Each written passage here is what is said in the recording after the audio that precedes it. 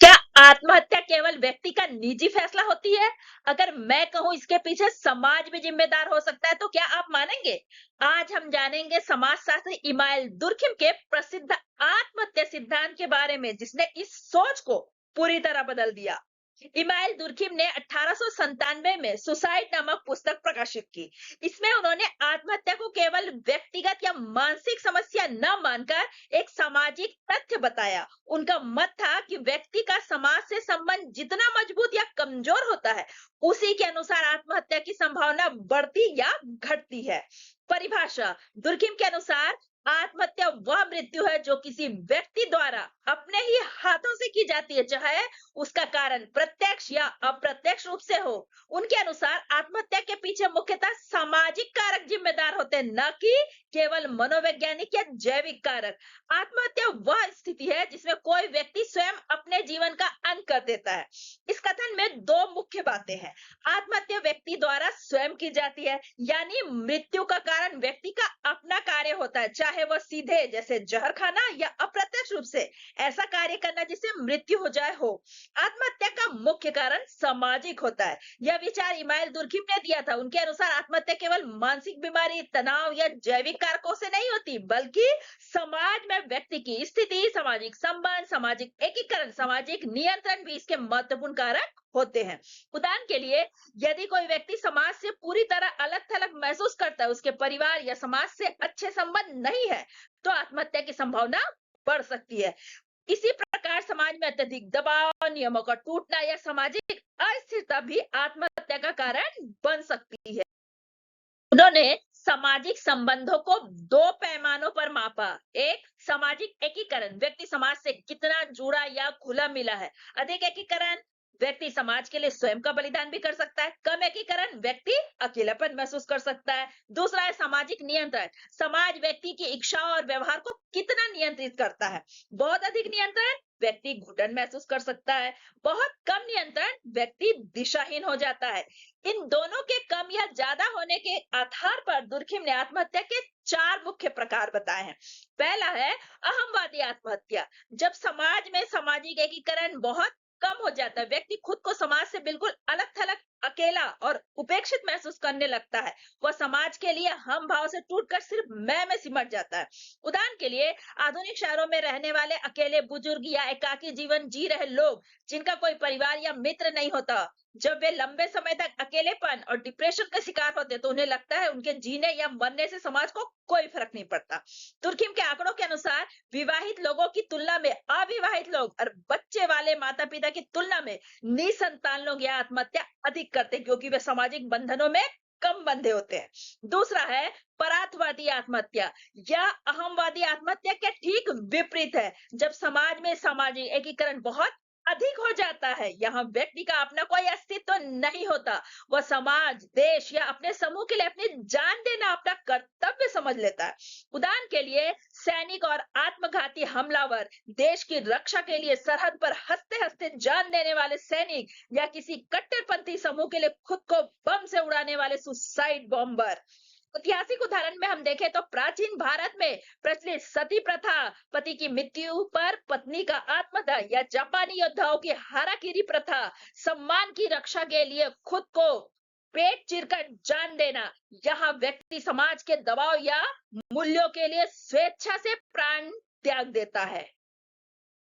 विसंगति पूर्ण या नियमहीन आत्महत्या, जब समाज में सामाजिक नियंत्रण अचानक बहुत कम हो जाता है या टूट जाता है। समाज में अचानक भारी उथल पुथल, आर्थिक या सामाजिक बदलाव होती है तो पुराने नियम खत्म हो जाते हैं और व्यक्ति को समझ नहीं आता कि वह नए माहौल में कैसे जिए। उसकी इच्छाएं अनियंत्रित हो जाती है और वह असंतुलन का शिकार हो जाता है। उदाहरण के लिए, अचानक दिवालिया होना या लॉटरी लगना, शेयर मार्केट अचानक क्रैश होने पर जब करोड़पति व्यापारी एक झटके में सड़क पर आ जाता है तो वह इस अचानक आए बदलाव को झेल नहीं पाता और आत्महत्या कर लेता है। दिलचस्प बात यह है कि दुर्खिम के अनुसार अचानक बहुत अमीर हो जाने पर भी लोग इस अवसाद का शिकार होकर जान दे देते हैं, क्योंकि उनकी इच्छाओं की सीमा खत्म हो जाती है। कोविड-19 लॉकडाउन, जब अचानक पूरी दुनिया बंद हो गई, लोगों की नौकरियां चली गई और सामाजिक ताना बाना बिखर गया, तब दुनिया भर में इस प्रकार की आत्महत्याओं के मामले बढ़े थे। चौथा है भाग्यवादी आत्महत्या। यह नियमहीन आत्महत्या के ठीक विपरीत है। जब समाज का सामाजिक नियंत्रण और नियम बहुत अधिक कठोर हो जाते हैं, व्यक्ति को लगता है कि उसकी किस्मत पूरी तरह से बंद हो चुकी है। दमनकारी नियमों के कारण उसका भविष्य अंधकारमय है और इस घुटन भरे माहौल से बाहर निकलने का कोई रास्ता नहीं है। उदाहरण के लिए, जेल के कैदी या दास, उम्र कैद की सजा काट रहा कोई कैदी या प्राचीन काल के गुलाम जिन्हें पता होता था कि वे जीवन भर इस क्रूर नियंत्रण से आजाद नहीं हो पाएंगे, वे इस अचानक मानसिक घुटन से मुक्ति पाने के लिए आत्महत्या चुन लेते हैं। अत्यधिक कड़े हॉस्टल या कोचिंग के नियम, कई बार बेहद कड़े और तनावपूर्ण माहौल वाले शिक्षण संस्थाओं में छात्र जब खुद को नियमों और उम्मीदों के भारी बोझ तले दबा हुआ पाते हैं और उन्हें भागने का कोई रास्ता नहीं दिखता, तो वे यह कदम उठा लेते हैं। देखते हैं इस सिद्धांत की आलोचना कैसे की गई। पहले, मानसिक रोग और अवसाद जैसे मनोवैज्ञानिक कारणों को पर्याप्त महत्व नहीं दिया गया। व्यक्तिगत भावना और व्यक्तित्व की उपेक्षा की। सभी प्रकार की आत्महत्याओं को केवल सामाजिक कारणों से नहीं समझाया जा सकता। सांस्कृतिक भिन्नताओं को सीमित रूप से समझाया। आधुनिक समाज में आत्महत्या के कारण अधिक जटिल हो गए। इस प्रकार से इस सिद्धांत की आलोचना की गई है। निष्कर्ष, इमानुएल दुर्खिम का आत्महत्या सिद्धांत यह सिद्ध करता है कि आत्महत्या केवल व्यक्तिगत निर्णय नहीं, बल्कि सामाजिक परिस्थितियों से भी गहराई से प्रभावित होती है। समाज में सामाजिक एकीकरण और सामाजिक नियमन का संतुलन व्यक्ति के जीवन और मानसिक स्थिरता के लिए आवश्यक है। चलिए अब इसको एक कहानी से समझें। कहानी है चार दरवाजों वाला शहर। कल्पना कीजिए, एक शहर था जिसका नाम था समाजपुर। उस शहर में चार दरवाजे थे। जो भी व्यक्ति किसी एक दरवाजे से गुजरता, उसकी जिंदगी बदल जाती। पहला दरवाजा, अकेलेपन का दरवाजा, इगोइस्टिक सुसाइड। राहुल पढ़ाई के लिए शहर आया। शुरुआत में सब ठीक था, लेकिन धीरे धीरे दोस्त दूर हो गए, परिवार से बात कम होने लगी। हॉस्टल के कमरे में वह हर रात अकेला बैठा सोचता, अगर मैं नहीं रहूंगा तो किसी को कोई फर्क नहीं पड़ेगा। एक दिन वह पहले दरवाजे से गुजर गया। दुर्खिम कहते हैं, जब व्यक्ति समाज से कट जाता है तब अहमवादी आत्महत्या का खतरा बढ़ जाता है।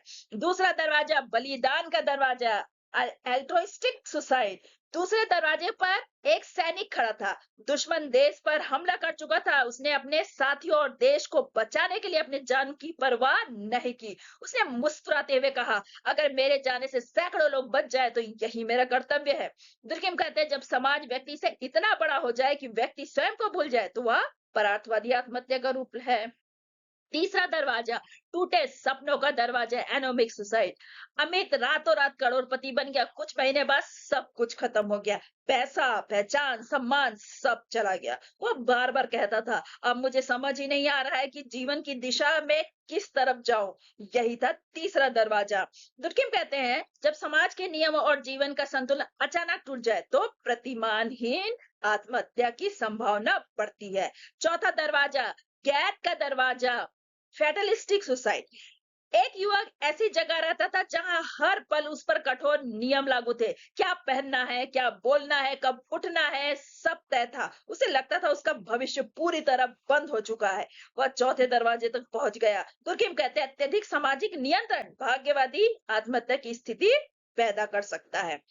दुर्खिम ने हमें यह नहीं सिखाया कि लोग आत्महत्या क्यों करते। उन्होंने यह समझाया कि समाज लोगों के जीवन को कितना गहराई से प्रभावित करता है। कभी समाज से दूरी, कभी समाज का अत्यधिक दबाव, कभी नियमों का टूटना, कभी अत्यधिक नियंत्रण। ये चारों परिस्थितियां व्यक्ति के जीवन पर गहरा असर डाल सकती है। अगर आपको ये वीडियो पसंद आया हो तो लाइक करें, शेयर करें, चैनल को सब्सक्राइब करें। धन्यवाद।